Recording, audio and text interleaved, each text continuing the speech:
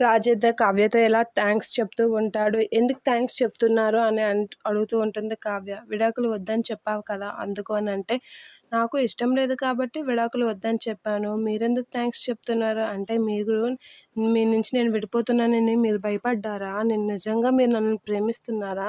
నేనంటే మీకు ఇష్టమా అని చెప్పి అడుగుతూ ఉంటుంది. అదేం లేదు అనంటే, మరి ఏంటి కారణం చెప్పండి అనైతే కావ్య అడుగుతూ ఉంటుంది. ఆ మాటలకి రాజు ఏం మాట్లాడకుండా మామూలుగా అనేస్తాడు.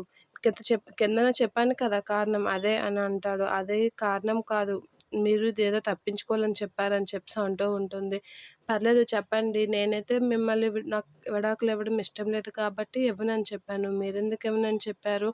అని చెప్పేసి కావ్య అయితే రాజుని అడుగుతూ ఉంటుంది. ఆ మాటలకి రాజు ఏం మాట్లాడకుండా తల పక్కకు తిప్పేస్తూ ఉంటాడు. నిజం చెప్పండి, నేనంటే మీకు ఇష్టమా? నిజం చెప్పండి అని అలా అడుగుతూ ఉంటుంది. ఆ మాటలకి రాజు అయితే అలా పళ్ళకు చూస్తూ ఉంటాడు. నేనంటే మీకు ఇష్టమైనటప్పుడు ఆ మాయతో మరి ఆ బిడ్డ ఎలా వచ్చిందో అని అయితే ఎగతాళి చేస్తూ ఉంటుంది. అయినా మీరు ఒకవేళ ఆ మాయతో పెళ్ళైతే ఏం చేస్తారు అని రాజుని నానా విధాలుగా విసిగిస్తూ ఉంటుంది కావ్య.